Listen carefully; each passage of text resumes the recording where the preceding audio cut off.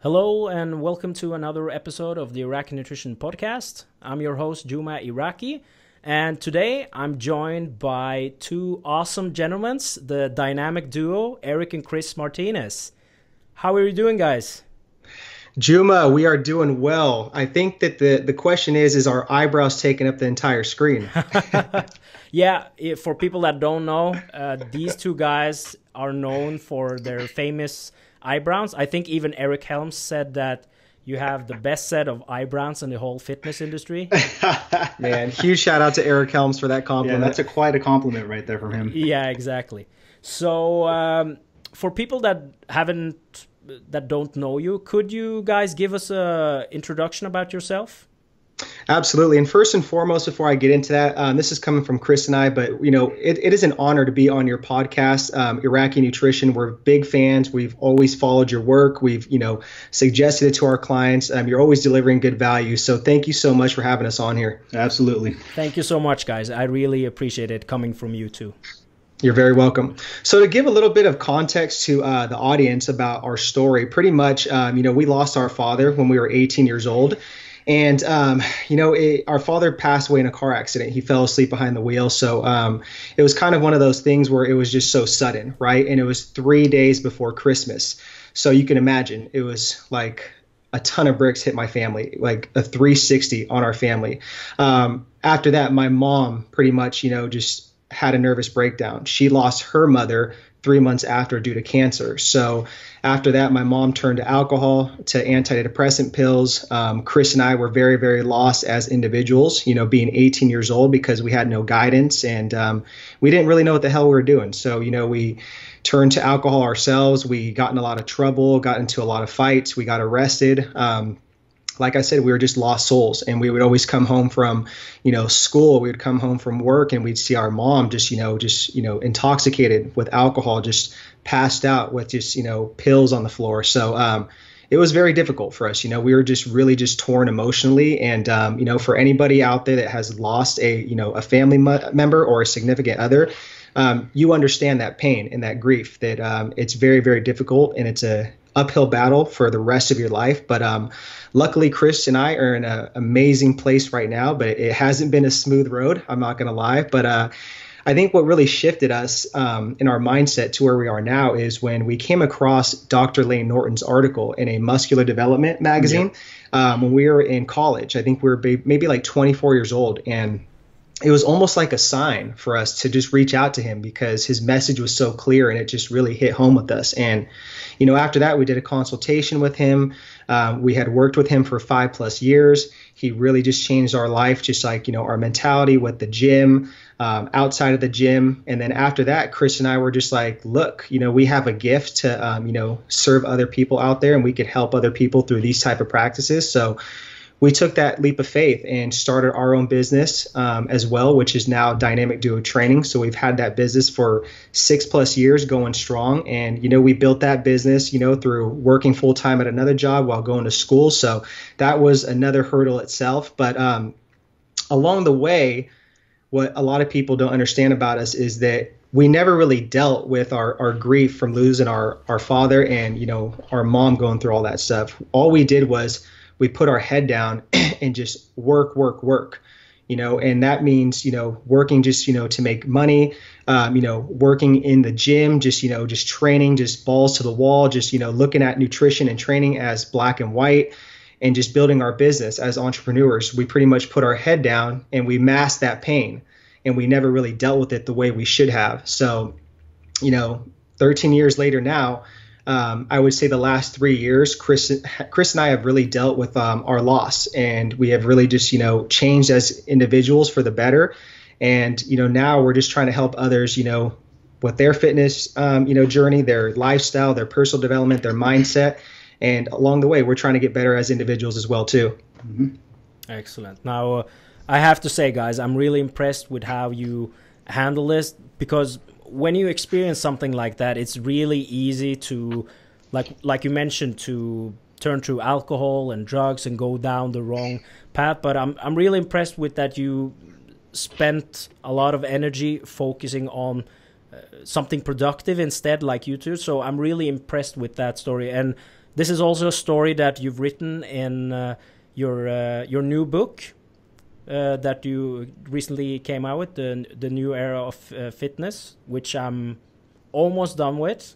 And I'm really impressed with it so far. So we'll get into a couple of things from the book in some of the questions that we have for today. So before we go to the questions, I would just mention to the listeners that this podcast you can find on YouTube in video format, but if you prefer to only listen to it in the car, for example, you can also find it on iTunes. So guys, before we get into some of the topics from your book, there's been a lot of change in the fitness industry over the last decade, and some of them have been for the better, and some of them have probably not been so good. So if we start to talk about some of the big issues that we have in the fitness industry today, what do you feel are the biggest issues that we have?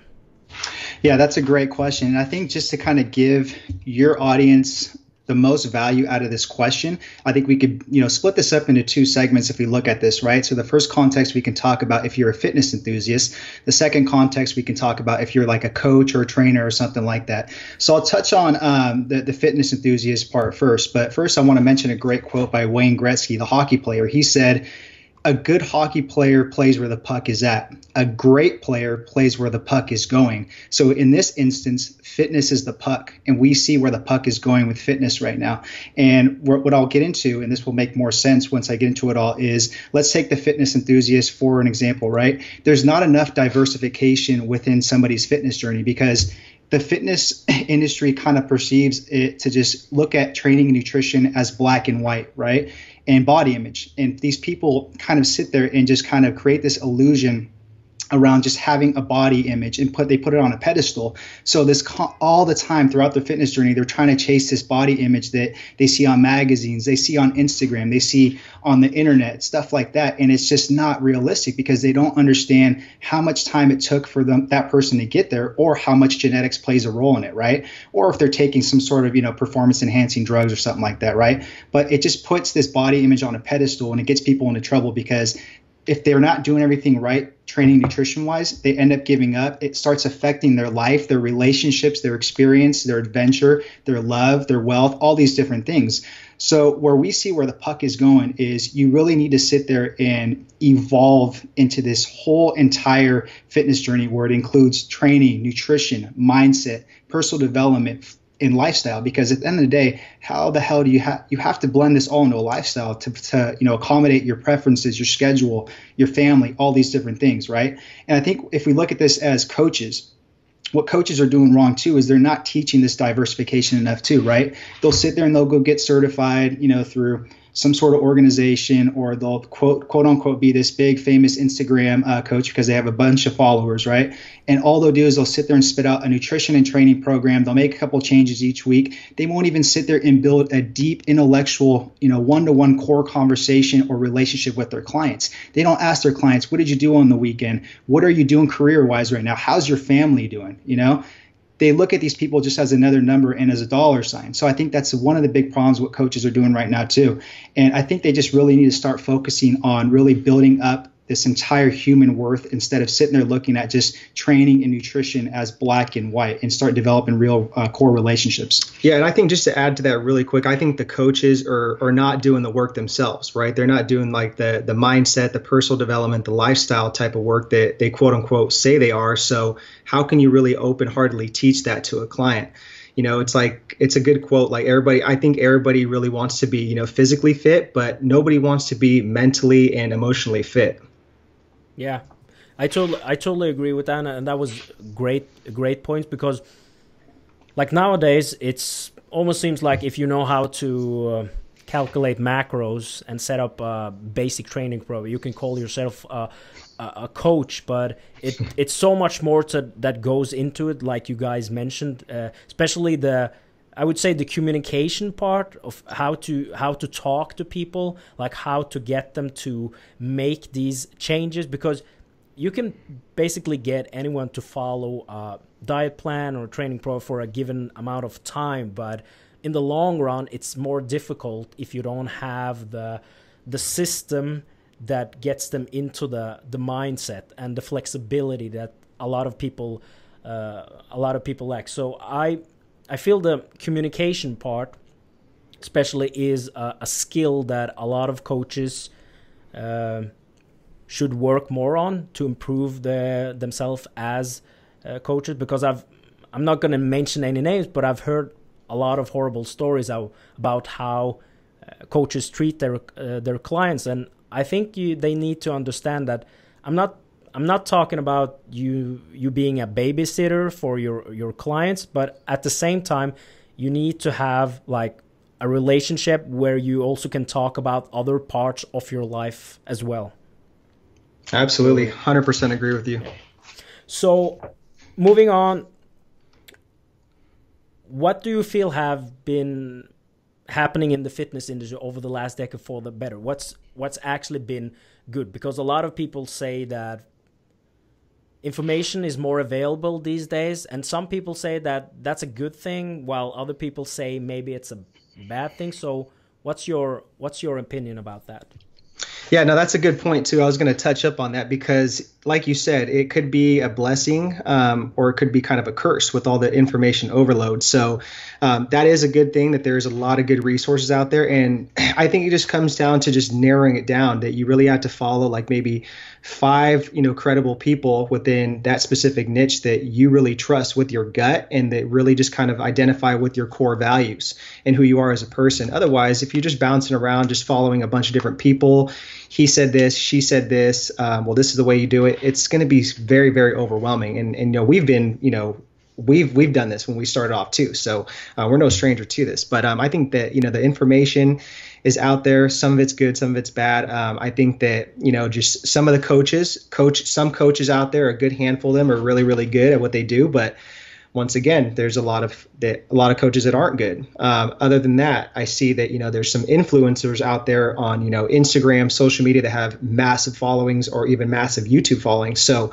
they're putting out good messages as well too. But then again, there's a lot of people that aren't putting out good messages. So those are kind of my takeaways on what's like the better in the fitness industry. I don't know about what Chris has to say. Yeah, about so what that. I'm seeing is just like, obviously you're very involved in the evidence-based field too, Juma. So you see that like this past decade, it's evolved so much, and we're getting like very close to where it eventually wants to be, but we're still far away from that at the same time. But that gap, is really from bridging the gap between science and application is closing in, which is great. And it's like what Brad Schoenfeld says, just science is a big puzzle, right? And they're doing all these different types of studies, and they're just small little pieces of puzzle. But will we ever sit there and put that entire puzzle together? I don't know. It's tough to sit there and predict that, but I think where it's going is great.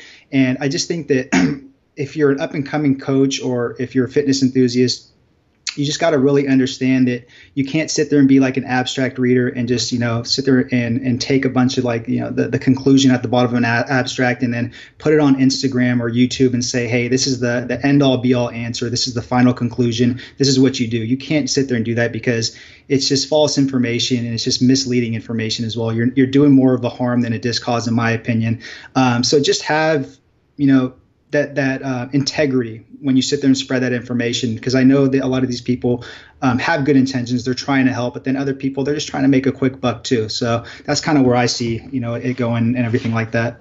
Yeah, I totally agree. I think one of the things that has been good is like people are more interested in the evidence-based information, and that's a good thing that we can like get rid of all the myths that's been in the fitness industry for so many years. But on the other hand, like if you're not trained in reading research papers, it's kind of difficult to find the practical implications of the studies. So like you said, if you just read the abstracts, you can basically read something and take it out of context and then put it out on social media. That can be more confusing for a lot of people. So I think that's a good thing, but it also has a bad side to it.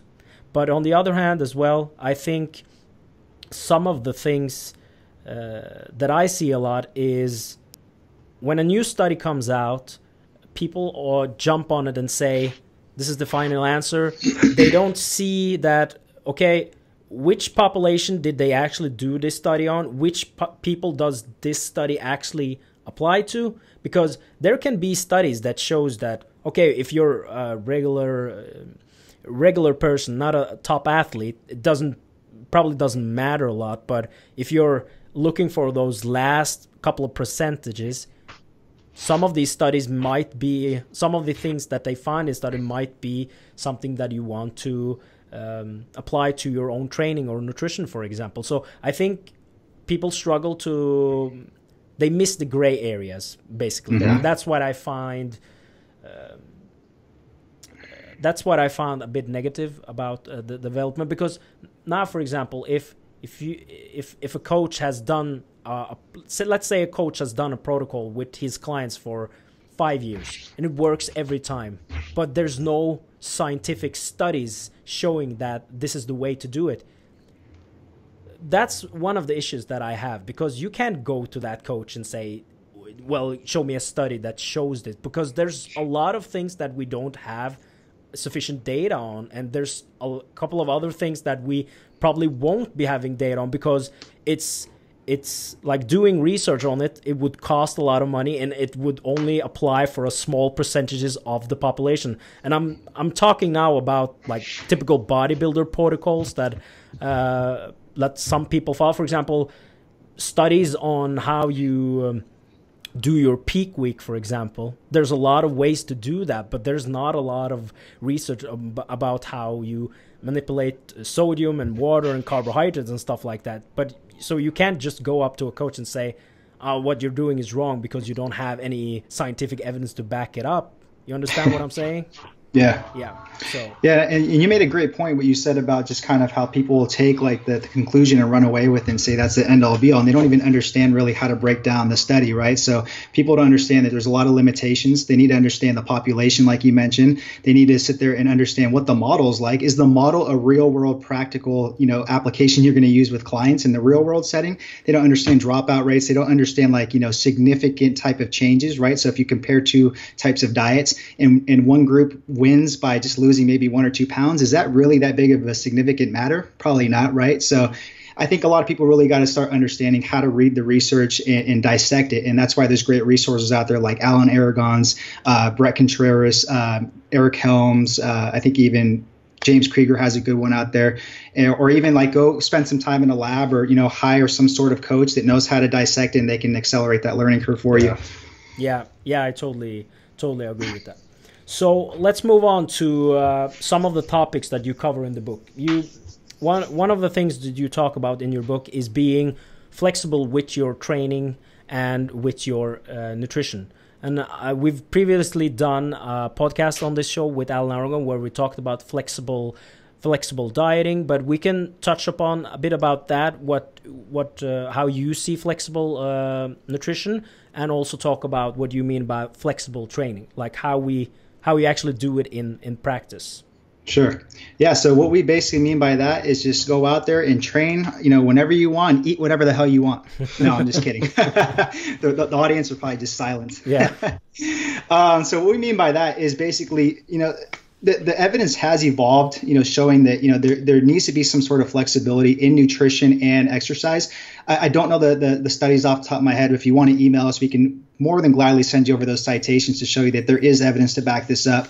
But really, at the end of the day, a lot of people, they want the next, golden macro ratios. They want the next golden, nutrition program, and they want the next, best DUP program or periodization program. But what they forget is about adherence and personal preferences and consistency, thus leads to results, right? And this great acronym by Eric Helms in his muscle and strength pyramids is REF, right? REF.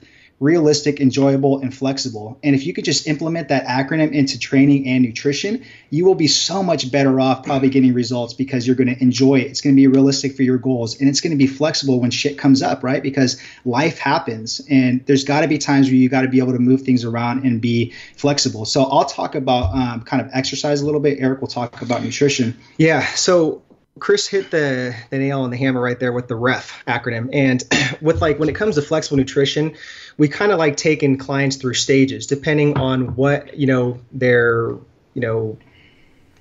what's the right term for this? Like what their past history is with like nutrition training, how many years they've been doing it. So we like taking them through 3 stages, which is beginner, intermediate, and advanced.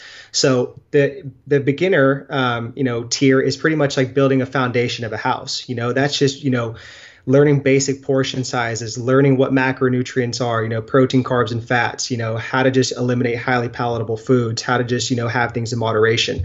Then if you can graduate from there to the intermediate stage, that's more of like, focusing on, body composition, just, wanting to look good naked. Maybe you're on the cusp of wanting to do a show, a photo shoot, take it more serious. But that's when you start maybe implementing, tracking things where you're weighing foods out.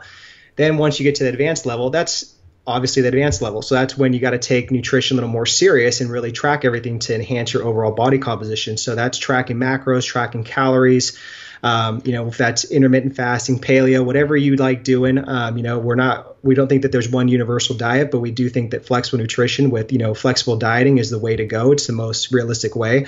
But that's kind of what we mean by, flexible nutrition, that you want to go through different stages, beginner, intermediate, advanced. And then you have to understand this too, that it's always okay to drop back down to different tiers. So like if you're an advanced, if you're really advanced, you could go back to nutrition level for like 4 weeks. Maybe let's say that you're going on vacation, maybe you're traveling a lot, maybe stress is really high, and you're not going to be able to sit there and commit to tracking food religiously.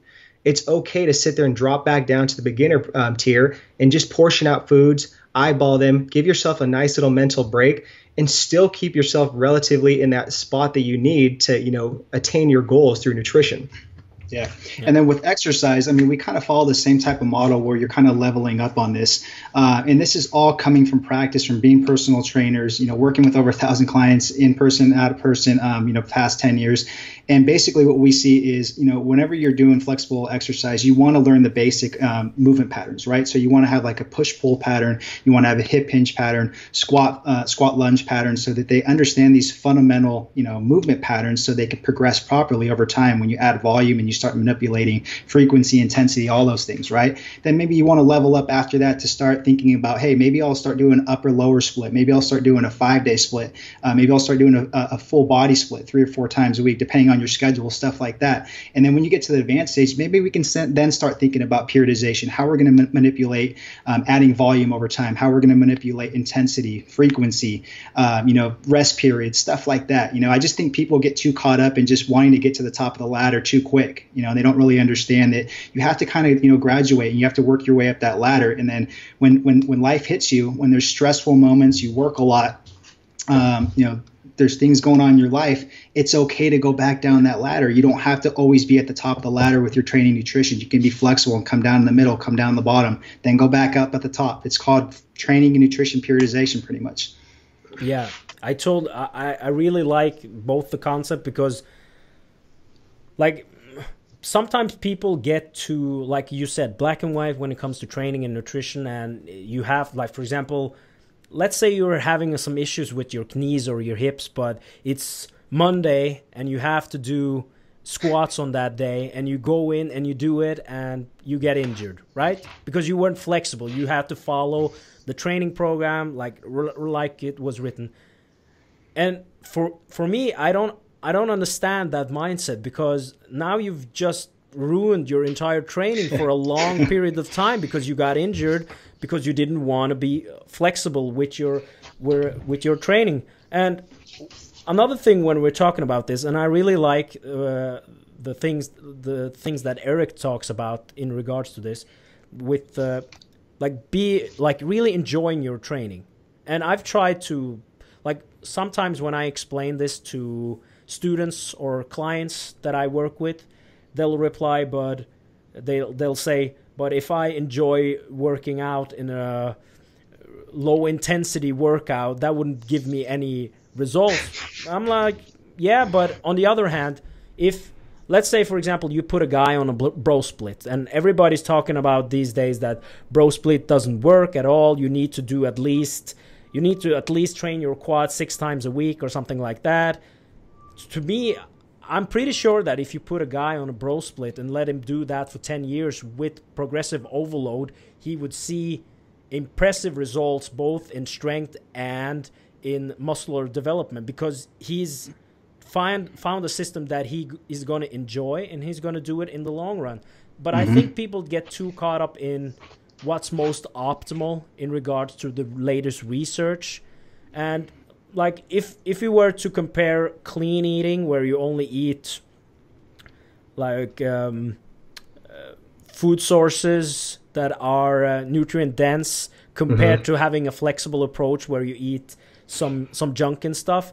Like if we were to look at from a nutritional perspective, of course it's much better to eat the more nutrient dense sources. But on the other hand, is it realistic that you'll be able to eat all this food day in and day out for the rest of your life? Probably not. So that's the issue I think people have, especially when it comes to flexible dieting, where people are like, are you saying that I'm going to follow a diet where I can eat junk food? I'm not going to lose any weight on that. And that's really missing the point with the whole concept. Yeah, and that's you make great points on those, and it's just one of those things that's kind of just like black and white thinking. That's really what it is, and it's just kind of like retraining your brain to pick up new habits and be more of like an open mind. And a lot of people live in that fixed mindset when you should be living in the growth mindset. And it's very, very alive these days. So that's what I mean. It's like there's the fitness industry is going in a great direction with like people that are doing the evidence-based stuff, but that is just such a small population. I mean, there's so many people out there in the world that it blows my mind how they just don't know anything about basic nutrition or training, to where it's like, holy crap, like here we go. We just got to start from the bottom and just really just believe it and just fix their belief system to just really just make this a long game, not the short game. Yeah, exactly. And that it's great that you mentioned that, because like when you're in the fitness industry and you follow the same people, the evidence-based groups and stuff, you automatically think that when it comes, like when information are put out, like everybody knows this information. But then maybe you do a post on something that you feel is really basic, and it just gets tremendous engagement on social media, for example. And that's what's shocked me, to be honest, because when you're in that environment, you automatically think that everybody knows this information. But like you said, it's only a small population that actually is a base. Still, there's a lot of people that don't know even the basic stuff when it comes to nutrition and training. Right. Absolutely. Yeah. So we talked a bit about training and nutrition, but in your book you also talk about other parts that also are important. You talk about mindset, you talk about lifestyle, you also talk about personal development. Tell us a bit about that. Yeah, great question. And I'll cover the mindset component, because I think the mindset is so huge. And pretty much what we talk about in our book is how to develop a relentless mindset in today's era and society. I mean, if you think about it, there's so much noise out there, right? Which is social media. We're just always go, go, go, all the technology. It's like we don't have time to think for ourselves sometimes. And then a lot of us have, other, priorities such as relationships, families, kids. I mean, the whole 9 yards. So it's like, how do you really get shit done, and it's just without going crazy. So we talk about developing a relentless mindset through, number one, not comparing yourself to others and what they're doing unless they truly, truly, truly inspire you and have made an impact in your life. Don't sit there and go on Instagram or Facebook and follow these big, influencers that just make their life seem like it's like glorious and there's nothing wrong, because that's really going to mess with your head. Okay. And then after that, criticism. It is there. Everybody has been criticized in their life, including myself, just growing up.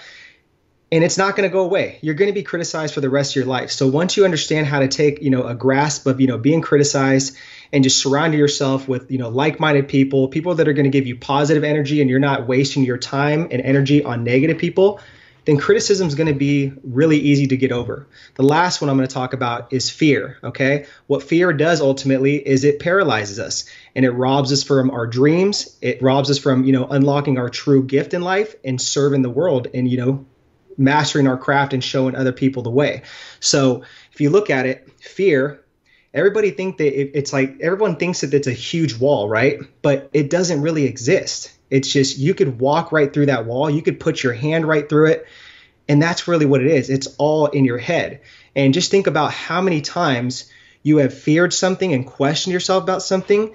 And at the end of the day, it's like, did it really matter? Did it really just like, make a true impact on you to where it like held you back like physically? No, it didn't. It was all in your head. So if we can, master comparing ourselves to others, being criticized, fear, then we can just do a lot of great things. And the last one I'll add in there is emotional resiliency when it comes to mindset. How are you being vulnerable? How are you, working on your emotional fitness? How are you really just, connecting with people? How are you becoming a better person and pouring out your emotions, right? Because a lot of us, especially men, we're portrayed as we have this ego and we're so masculine to where we can't sit there and cry. We can't show weakness. And that's not the way it should be, especially in this new age. I mean, you have to sit there and show that you are human.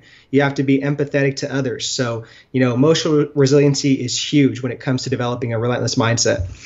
And before I talk about, personal development and lifestyle, I just want everybody to know that Eric is the twin that cries a lot, and he's the one that's the most scared. I am. I'm totally okay with that. I have to give him shit. I'm the little brother.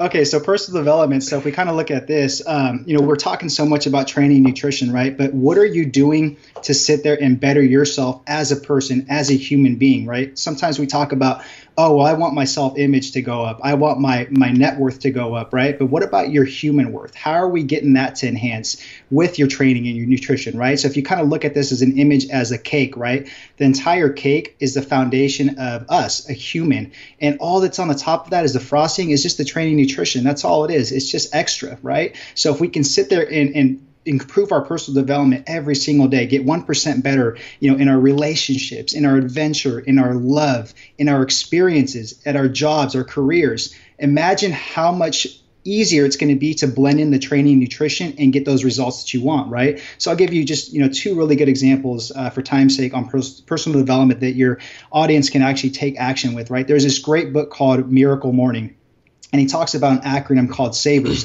SAVERS. The S stands for silence. The A stands for affirmations. The V stands for visualizations. The E stands for exercise. The R stands for reading. The S stands for scribing. So some sort of journaling or writing, right? If you could just carve out 45 minutes to 60 minutes of your morning and work on one of those acronyms right there, trust me, we've tried this. We've implemented this with clients. I know there's no scientific data to support this, but just trust me when I tell you the anecdotal evidence on this, that it works so much, and it's going to sit there and have you be more happy and productive the rest of your day.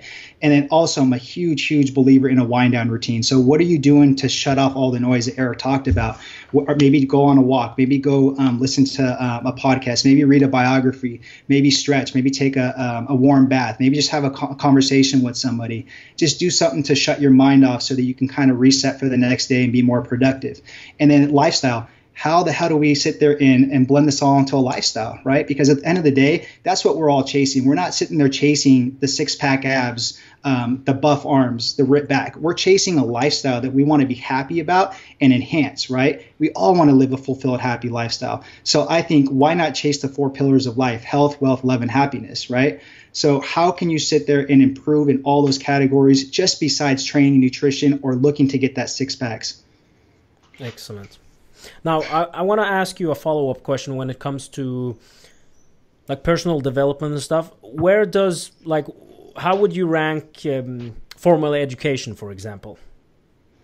Yeah, so I would definitely rank that within personal development as well, right? So you can look at it as formal education and non-formal education. So we all know what formal education is. We either go to college, university, and we're being taught by professors, right? That's great. But what about if I challenge you to do a non-formal type of education? What if you sat there and for 1 year, you sit there and think about the money you'd pay on a tuition for a formal education. What if you spent that money, say just $50,000, you spent that on hiring coaches, joining high-level masterminds, went to different conferences around the world, traveled across the world to learn different cultures and experiences, and then you can come back and blend that into your craft. Just tell me who would probably sit there and have more of a number one fulfilled lifestyle, who would learn a little bit more, and who would come back and sit there and have a bigger tool belt than the person that went to a formal education. Yeah, and I'll add to that too, because when you get into that realm of just the formal education, you're going through the motions, right? So you're just going kind of like what the status quo wants, you know, how our parents were brought up, how those teachers were brought up. It's all a system. So it doesn't have to be that way. And that is what I talk about, is that you're robbing yourself. You're robbing yourself of your true gift. You know, when you're sticking to formal education and only just thinking that. I'm not saying formal education is horrible, but you got to keep an open mind to have a blend of both. Mm-hmm. So if you go out there, like Chris says, and hire coaches, people that have actually made the mistakes, they're going to expedite your learning curve.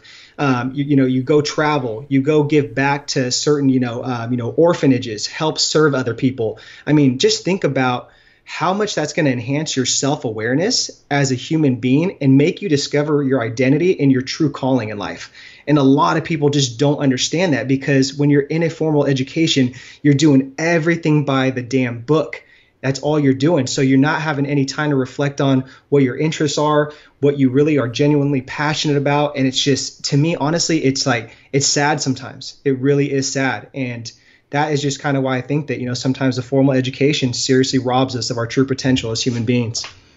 Yeah, I totally agree with that. I think, I personally rank formal education really high, but I totally agree on working on other skills as well, because in my world, that's education as well. Like you mentioned, traveling, learning about different culture. Mm-hmm. There's an element of doing the travel and learning new culture, because it teaches you about different cultures, religions, and stuff like that. And that will also lead that it's easier to understand people and also respect people, that we are different. So I would say that is a good point, that traveling and learning a lot of these stuff also is really important. Yeah, absolutely. Yeah. So guys, let's wrap this up. If you were to give us a take-home message on this topic that we talked about now, what would you say? Yeah, so what I would say is just remember the quote that I said by Wayne Gretzky: a good hockey player plays where the puck is at, a great hockey player plays where the puck is going. So just understand that puck is fitness, and that you need to sit there and have a more of a diversification within your fitness journey. So that is flexible nutrition, flexible training, mindset, personal development, and lifestyle. Not just looking at training, nutrition, and trying to chase that image of your body on a pedestal. Yeah, and mine would be to, stop playing small. I think a lot of us, sell ourselves short and just play the small game just to really get by. And we don't want to take any big risks. And if you can, remember to always choose faith over fear, I think that's going to take you a long way, because once you get fear under control, and like I said, you can step over that imaginary wall, you could just do great things with your life and unlock your true potential.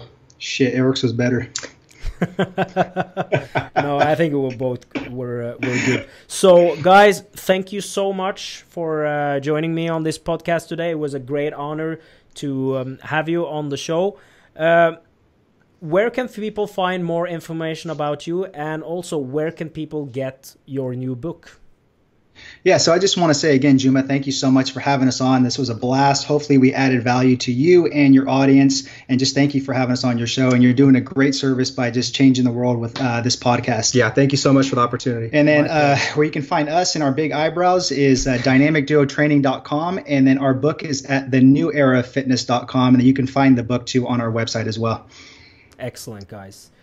Once again, guys, thank you so much for joining me today. It was a great pleasure, and I always end the show by saying what time it is in Norway, because it's always so late when I do this podcast, even though the sun is still out, but it's almost, it's almost 9:15, but that's almost bedtime for me. So nice. Yeah, so, it's 12 noon over here in LA. Yeah, exactly, and it's probably a lot better climate as well. We've had a really strange period here in Norway. Like 3 weeks ago, it was snowing. I couldn't get my car out from the garage, and then last week we had 26 degrees Celsius and it was sunny and summer and everything, and now it's raining again. So I always joke that the weather in Norway is like the female menstrual cycle. It's just all over the place with the hormones all the time. Yeah. So yeah, that's a good analogy. Yeah. Okay. All right, guys. Thank you so much for once again. Thank you so much for being on the show today, and I wish you a great day. You probably have some big plans for today. Yeah, we'll see what happens today in LA. Yeah. Thanks, Juma. Thank you so much. Thanks, Juma. Okay. Bye. Bye-bye.